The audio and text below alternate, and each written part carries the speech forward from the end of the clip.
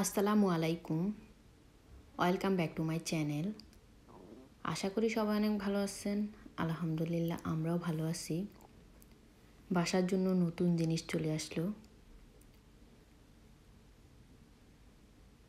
আসলে এটা অনেক দিন আগেই আসলো। বাসা চেঞ্জ করলাম, কাজের ঝামেলায় আর বক্সটা খোলা হলো না। এটা হলো ভ্যাকুয়াম ক্লিনার বা হুবার, যে যাই বলে থাকেন না কেন।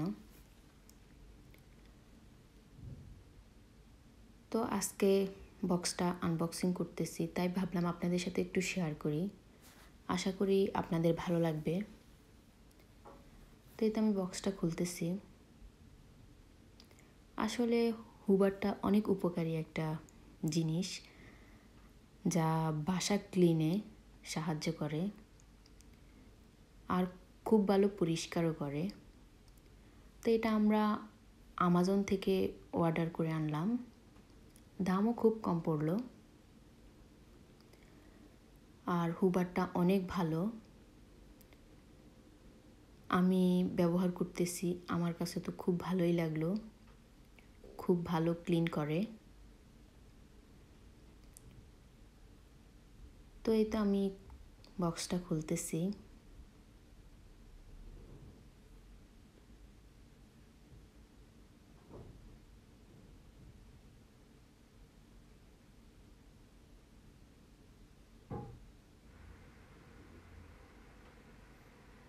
এখন দেখবো এটার ভিতরে কি কি আছে।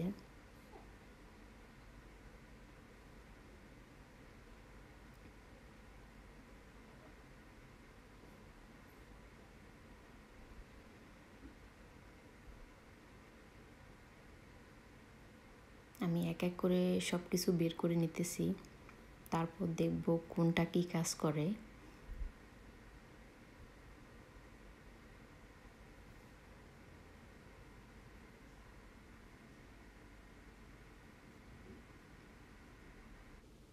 এই তো, এটা হলো আসল জিনিস।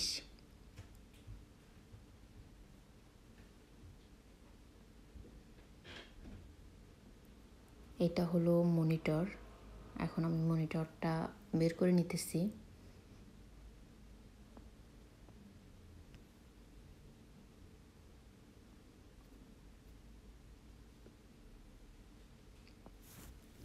আসলে দেখা যায় আমরা ঝাড়ু দিয়ে খাটের নিচে কিংবা আলমারির চিফায় ঝাড়ু দিতে পারি না। দেখা যায় অনেক ময়লা জমা হয়ে থাকে। কিছুদিন পর পর খাট তুলে আলমারি সরিয়ে পরিষ্কার করতে হয়। ওইভাবে পরিষ্কার করাটা খুবই কষ্ট। আর যদি বাসায় এরকম একটা হুবার থাকে তাহলে কোনো সমস্যাই নেই। দেখা যায় খুব সহজেই খাটের নিচে আলমারির চিফায় প্রতিদিন পরিষ্কার করা যায়, তাহলে আর ধুলো ময়লা জমে থাকে না। তো এখানে 3টা ঝাড়ু আছে, এক একটা এক একভাবে কাজ করে। যখন যেটা প্রয়োজন হয় ওটা সেট করেই কাজ করি। আসলে দেখা যায় বাসায় যদি ধুলা ময়লা থাকে তাহলে বড়দের বাচ্চাদের যাদের অ্যালার্জি আছে অনেক প্রবলেম হয়। দেখা যায় বাচ্চাদের সর্দি কাশি লেগেই থাকে, হেঁচকি আসে।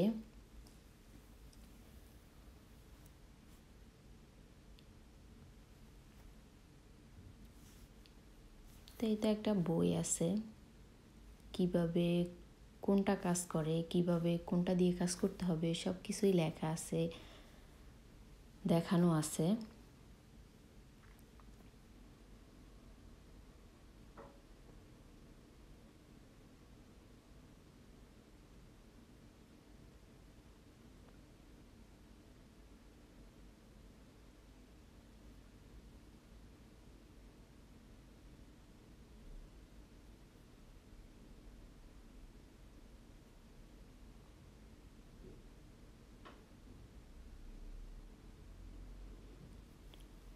তো এই তো 5টা সেট করে নিতেছে আমার হাজব্যান্ড।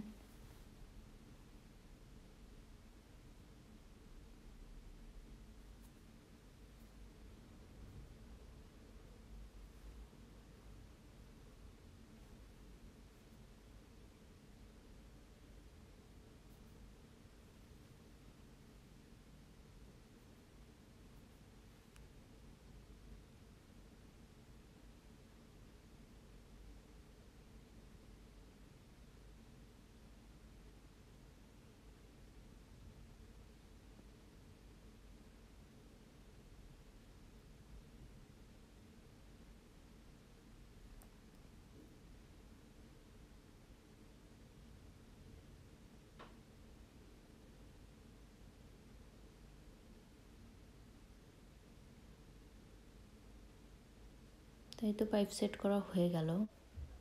এখন দেখব কোনটা দিয়ে কিভাবে পরিষ্কার করতে হয়। আসলে অনেকগুলা পাইপ, অনেকগুলা ঝাড়ু আছে, তো কোনটা দিয়ে বাসা পরিষ্কার করতে হয় আর কোনটা দিয়ে কার্পেট পরিষ্কার করতে হয় ওটাই দেখতেছে।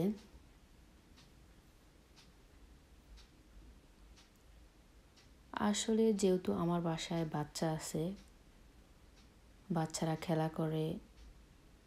খেলা করতে গিয়ে নোংরা করে ফেলে, দেখা যায় কার্পেট অনেক নোংরা হয়ে যায়।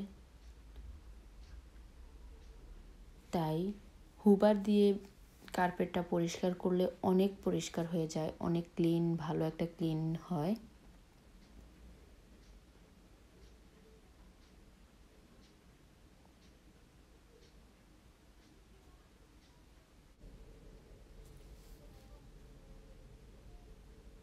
তারপর এই তো মেশিনটার ভিতরে কী কী আছে ওটাই দেখাচ্ছি।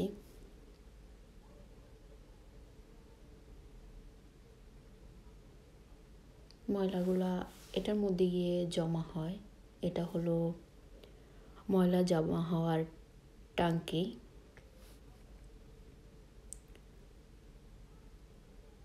পরিষ্কার করার পর এটাকে খুলে ধুয়ে মুছে আবার সেট করে রেখে দিতে হয়।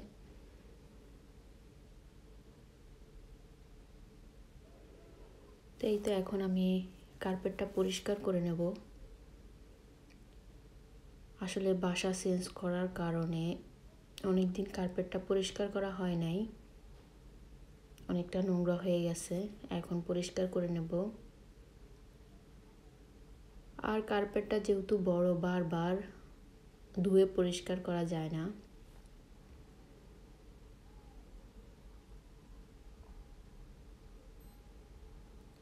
দেখা যায় এত বড় কার্পেট তো বাসায় পরিষ্কার করা সম্ভব না, আর সবসময় বাইরে নিয়ে গিয়েও পরিষ্কার করা সম্ভব না।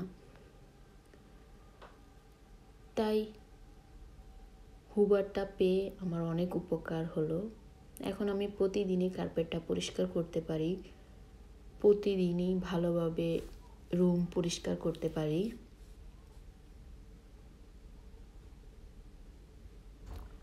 তো আমার হুবারটা কেমন হলো অবশ্যই আমাকে জানাবেন। আর যদি আমার এই হুবারটা সম্পর্কে আপনাদের কিছু জানার থাকে অবশ্যই কমেন্ট বক্সে জানাবেন। আজকে এই পর্যন্ত, সবাই ভালো থাকবেন। আল্লাহ হাফেজ।